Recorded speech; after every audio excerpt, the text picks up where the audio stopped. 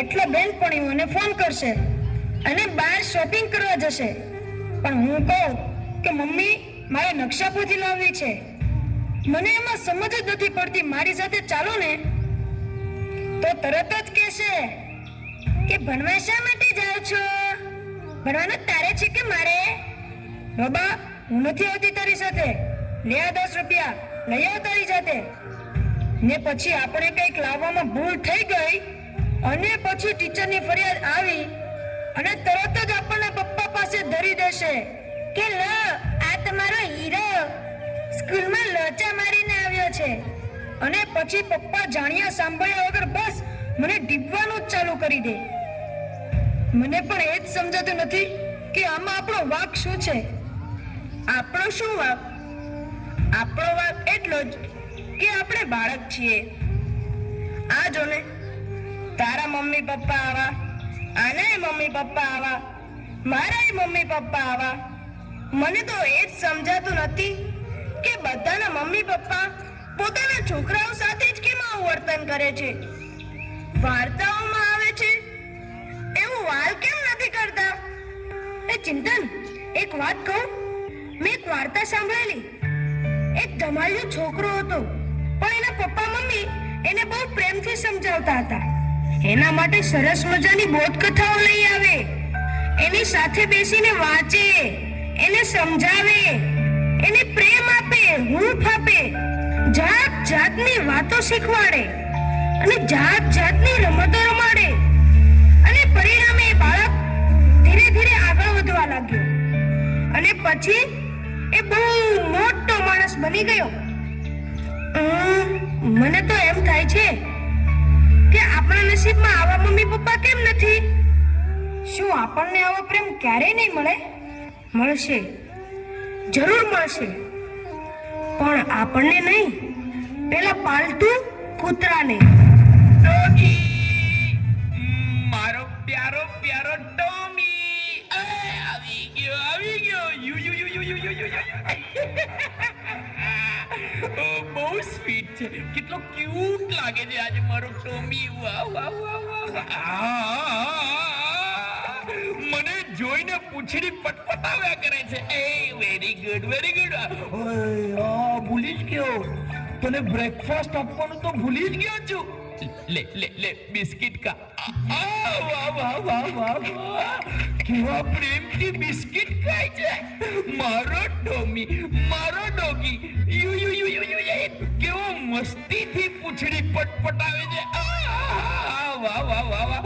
મને એમ લાગે છે કે તને પૂંછડી પટપટાવતા જોઈને હું પણ પટપટાવું. એટલે પૂંછડી નહીં, મારે ક્યાં પૂંછડી છે.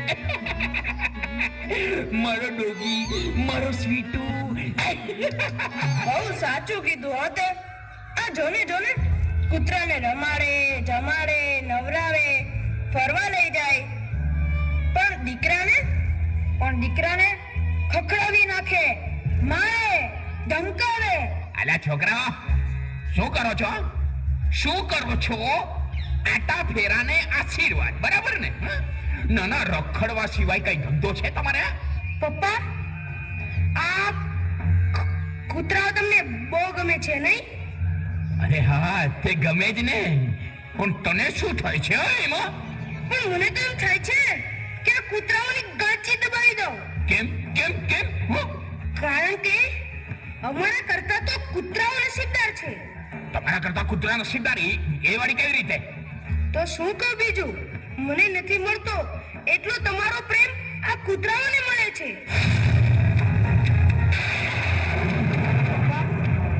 પપ્પા, અમે તમારા બાળકો આ કૂતરાથી પણ ગયા. અમે તમારા બાળકો આ કૂતરાથી પણ ગયા. પપ્પા, જવાબ આપો પપ્પા, કેમ કઈ બોલતા નથી? આ કૂતરાઓ જેટલો પણ હું તમને વાલો છું પપ્પા, કેમ કઈ બોલતા નથી? મોટા થઈને જો મારે પણ આવો જ પપ્પા થવાનું હોય તો મારે મોટા થવું જ નથી પપ્પા, મારે મોટા થવું જ નથી.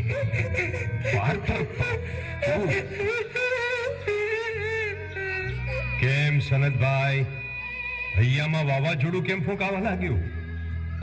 તમે કોણ? હું છું તમારી આજને આવતીકાલ સાથે જોડતો સેતુ. મને જવાબ આપો સનતભાઈ, તમારું બાળક રખડપટ્ટીને રવાડે કેમ ચડી ગયું છે અને તમારા જ ઘરમાં રહેતા અબોલ પશુ પર ગુસ્સો કેમ ચડે છે? મને તો કાંઈ સમજાતું નથી. બાળકની સંવેદનશીલતાને જ્યાં ધક્કો પહોંચે છે ત્યાં તે જ ઘરમાં આવા જ પરિણામો જોવા મળે છે. શરદભાઈ, તમારા બાળક માટે તમે સમય નહીં કાઢો તો બીજું કોણ કાઢશે તે વિચાર કર્યો છે? બહુ વિચાર માંગી લે એવી વાત છે. હા તો વળી વિચારો. પાર્થ કૂતરાને ઘરમાંથી હાંકી કાઢવાની વાત કરે છે. શા માટે? બાળકને મન માતા પિતા છે એનું વિશ્વ છે, સર્વસ્વ છે. જ્યારે એને પોતાનું સર્વસ્વ છીનવાઈ જતું લાગે ત્યારે એનું મન બગાવત પોકારે છે. આજે તમારા અને બાળક વચ્ચે જે નાની ગેપ પડી છે ને તે આગળ જતા ભારે ખમ ગેપ બની જશે. પછી એ માતા પિતાની એક કે વાત નહીં માને, નહીં સમજે. એવું ક્યારેય નહીં બની શકે. પણ આ જ એક વરવું સત્ય છે કે જો બાળક માતા પિતાને ધિક્કારતો થઈ જશે તો કુમાર્ગે કુસંગના છંદે ચડી જશે.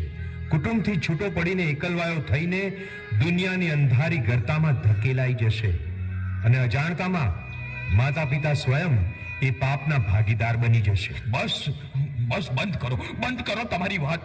તો પછી પ્રતિજ્ઞા લો કે અમે બાળકને સમય આપીશું, પ્રોત્સાહન આપીશું, એની ઉપેક્ષા નહીં કરીએ, પણ એના અસ્તિત્વને પળે પળે વધાવીશું. એના માટે તો હું આજથી જ પ્રતિજ્ઞાબદ્ધ થાઉં છું. તો તમારું ભવિષ્ય ઉજ્જવળ જ બનશે, કારણ કે તમારી યાદ સુધારે આવતીકાલ.